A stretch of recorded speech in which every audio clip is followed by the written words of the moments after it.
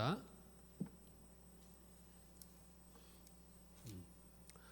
아이들아, 지금은 마지막 때라. 적그리스도가 오리라는 말을 너희가 들은 것과 같이 지금도 많은 적그리스도가 일어났으니 그러므로 우리가 마지막 때인 줄 아노라. 그들이 우리에게서 나갔으나 우리에게 속하지 아니하였나니 만일 우리에게 속하였더라면 우리와 함께 거하였으려니와 그들이 나간 것은 다 우리에게 속하지 아니함을 나타내려 함이니라. 너희는 거룩하신 자에게서 기름 부음을 받고 모든 것을 아느니라. 내가 너희에게 쓰는 것은 너희가 진리를 알지 못하기 때문이 아니라 알기 때문이요 또 모든 거짓은 진리에서 나지 않기 때문이라. 거짓말하는 자가 누구냐? 예수께서 그리스도이심을 부인하는 자가 아니냐? 아버지와 아들을 부인하는 그가 적그리스도니 아들을 부인하는 자에게는 또한 아버지가 없으되 아들을 시인하는 자에게는 아버지도 있느니라. 너희는 처음부터 들은 것을 너희 안에 거하게 하라. 처음부터 들은 것이 너희 안에 거하면 너희가 아들과 아버지 안에 거하리라. 그가 우리에게 약속하신 것은 이것이니 곧 영원한 생명이니라. 너희를 미혹하는 자들에 관하여 내가 이것을 너희에게 썼노라.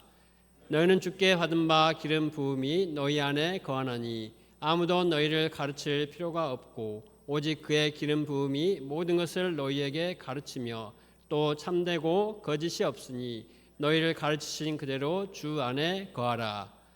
자녀들아, 이제 그의 안에 거하라. 이는 주께서 나타내신 바 되면 그가 강림하실 때 우리로 담대함을 얻어 그 앞에서 부끄럽지 않게 하려 함이라. 너희가 그의 의로우신 줄을 알면 의를 행하는 자마다 그에게서 난 줄을 알리라. 아멘.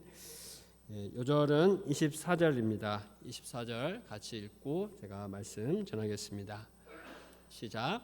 너희는 처음부터 들은 것을 너희 안에 거하게 하라. 처음부터 들은 것이 너희 안에 거하면 너희가 아들과 아버지 안에 거하리라. 오늘 말씀은 우리가 어떤 시대를 살고 있는지 말하는 것으로 시작합니다. 18절을 보시면 지금은 마지막 때라 이렇게 말하고 있습니다. 마지막 때라고 하니까 괜히 내일 지구가 멸망할 것 같고 또 어느 철학자의 말처럼 한 그루의 사과나무를 심어야 될 것 같습니다. 또 우리 포롱 승사님의 메시지처럼 우리가 계속해서 미래에 대한 희망과 또 평안을 주시는 하나님을 믿고 자녀를 낳고 키우고 이런 일상을 살아야 될 것 같습니다. 성경이 말하는 마지막 때 말세는 예수님의 초림과 재림 사이를 가리킵니다. 초대교회 때부터 예수님이 다시 오실 때까지 모든 신자들은 우리를 포함해서 마지막 때를 살고 있습니다. 마지막 때의 가장 특징적인 모습은 많은 것들이 있겠지만 오늘 말씀에서도 말하는 것처럼 적그리스도가 매우 활발하게 일어난다는 것입니다. 22절과 23절은 그 적그리스도의 정체를 밝혀줍니다. 거짓말을 하는 자가 누구냐? 예수께서 그리스도이심을 부인하는 자가 아니냐? 아버지와 아들을 부인하는 그가 적그리스도니 아들을 부인하는 자에게는 또한 아버지가 없으되 아들을 시인하는 자에게는 아버지도 있느니라. 예수님이 그리스도이심을 부인하거나 대적하는 자들이 적그리스도입니다. 오늘날도 사도 요한 당시와 마찬가지로 수많은 적그리스도들이 활동하고 있습니다. 오늘 뉴스를 보는데 한 단체에서 정부에 이 신천지의 불법성을 고발을 했다고 합니다. 그래서 정부의 각 부처별로 조사를 시작했다는 소식이 있었습니다. 그러면서 특히 각 대학에서 신천지가 얼마나 큰 해를 끼치고 있는지도 기사가 났습니다.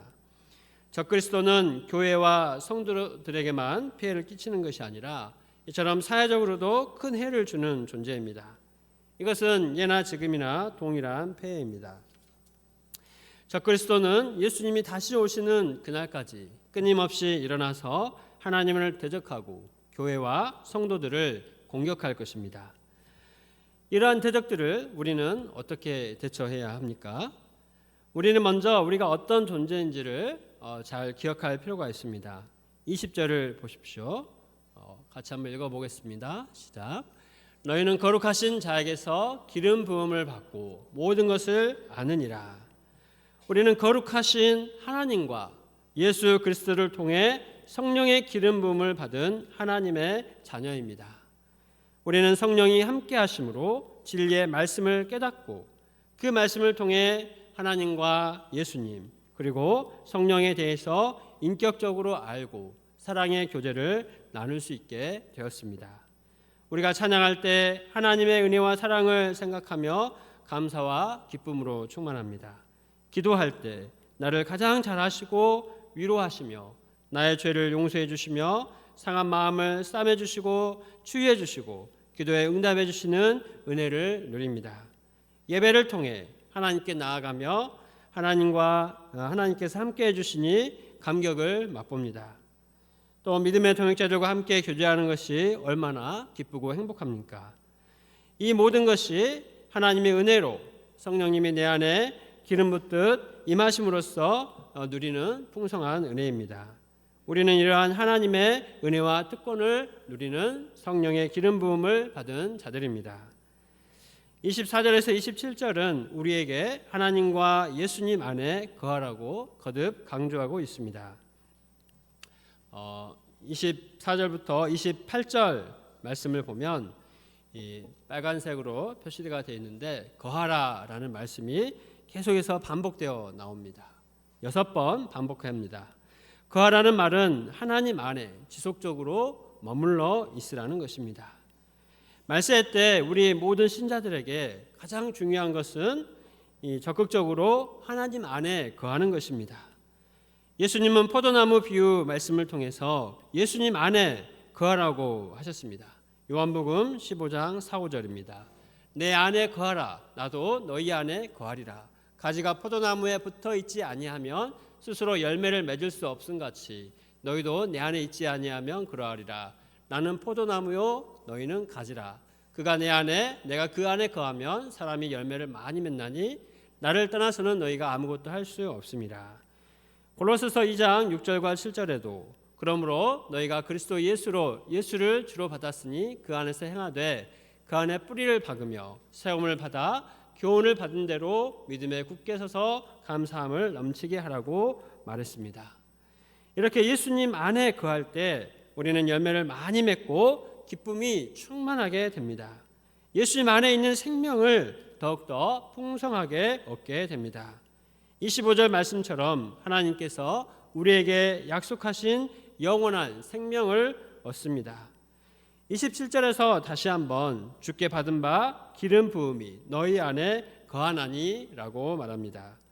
성령 하나님이 우리 안에 거하심으로 우리가 하나님께 받아 누리게 된 은혜가 얼마나 크고 놀라운지 생각하게 됩니다.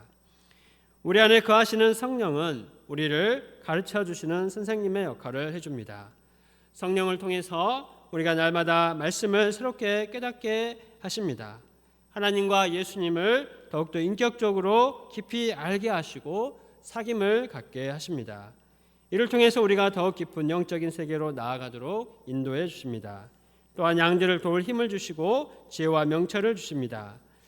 요즘 천대보라 목사님이 양들을 많이 초청하고 있습니다. 학생들과 성적이나 이런 학교 생활을 주제로 대화하면서 자연스럽게 교회를 소개하고 초청하고 있습니다. 그럴 때 성령께서 양들의 마음을 열어주시고 말씀 공부에 인도해주고 계십니다. 지난주에는 심각한 우울증으로 아무것도 할 수 없어 눈물만 흘리던 형제를 보고 도울 마음을 주셨습니다. 그래서 다임 목사님과 함께 대화하면서 그가 약도 먹고 치유를 받으면서 이번 주에는 완전히 밝은 모습으로 변화되어 교회에 왔습니다. 많은 대화를 나누고 또 말씀으로 권면하며 도울 수 있었습니다. 천대보라 목사님과 양들 마음 가운데 성령으로 임하셔서 구원의 역사를 이루고 계신 이 하나님을 볼 때 참으로 감사가 되었습니다. 이번 주 수요 예배 후에 말씀을 듣고 은혜를 받으신 느헤미야 목사님을 통해서 호철 목동을 여름 수양에 교회 메신저로 세워주셨습니다. 원래 없었는데 첫날 5시에 메시지가 하나 더 생겼습니다. 더 빨리 오셔야 됩니다. 하나님의 인간적으로 연약하고 허물이 많은 자라도 하나님의 영이 임하시면 사사로 세움받아 이스라엘을 구원하는 데 쓰임 받게 하셨습니다. 우리 솔트팀이 아직 연약하고 부족함이 있지만 하나님의 영이 함께 하심을 믿고 권할 때 호철 목동이 기쁨으로 영접하고 말씀을 준비하고 있습니다. 저는 지난 1학기 복원대 제자 양성 역사를 섬기면서 성령의 기름 부으심을 구할 수밖에 없었습니다.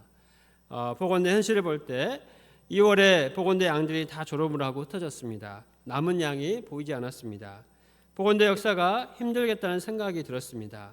그러나 하나님께서 그동안 복원대 가운데 이루신 복음 역사를 생각할 때 올해도 반드시 복음대 복음 역사를 축복하시고 신실한 제자들을 세워주실 것을 믿고 도전하고자 기도했습니다. 그때 안하진 목사님이 2년 동안 정말 온 마음을 다해서 섬긴 자매를 통해서 동아리를 등록할 수 있게 해주셨습니다. 또 개강 첫 주에 목자님들의 동역으로 집중적인 전도를 하고 양들을 얻을 수 있었습니다. 점심 모임에도 학생들이 참석하는 역사를 이루어 주셨습니다. 1학기 종강을 앞두고는 한 형제가 먼저 관심을 보이며 연락을 했습니다. 그 형제는 꾸준히 예배에 참석하고 어제는 성경 공부를 시작했습니다. 그런 연약함이 아주 많습니다. 그러나 하나님께서 그를 고치시고 회복시키시려고 인도해 주셨음을 믿고 감사함으로 섬기고 있습니다. 이번 주 수요 예배 때 나선영 목자님이 소감에서 호랑이가 포효하듯이 힘 있는 목자로 살고 싶었다고 말하는 것을 들었습니다. 깜짝 놀랐습니다. 또한 한편으로는 심히 부끄러웠습니다. 수태 목자인 제가 먼저 그런 소감을 발표를 해야 되는데 저는 그런 호랑이 같은 야성과 용맹함 대신 왠지 쥐구멍에 숨은 쥐새끼처럼 겁쟁이가 되어 있었습니다. 작년과 올해 전도와 제자 양성의 한계 앞에 믿음을 회복하는 것이 쉽지 않았습니다. 또한 학업을 병행하면서 바쁘기도 하고 또 작은 일에도 감정적으로 너무나 쉽게 다운되어서 말씀과 기도의 투쟁을 잘 할 수 없었습니다. 그러나 오늘 말씀처럼 하나님께서 저에게 성령의 기름 부으심으로 죄를 회개하게 하시고 거듭나게 하시고 하나님의 자녀요 풀타임 스텝 목자로까지 세워주셔서 하나님 역사를 맡기신 은혜를 다시 잘 붙들어야겠습니다. 제가 말씀과 기도로 하나님 안에 거함으로 성령의 기름 부으심을 받아 하나님의 역사를 호랑이처럼 용맹하게 섬길 수 있기를 기도합니다. 파트 동역자들이 각자의 자리에서 잘 표가 나진 않지만 열심히 요해와 양들을 섬기고 있습니다. 제가 아이들을 적극적으로 격려하고 동역하여 섬겨야겠습니다. 파트에 양들이 많이 있는데 이들이 여름 휴학까지 남은 기간 동안 이들을 열심히 초청하여서 15명 이상의 양들이 참석하도록 도전하고 함께 치유자 예수님을 만나는 은혜가 임하기를 기도합니다.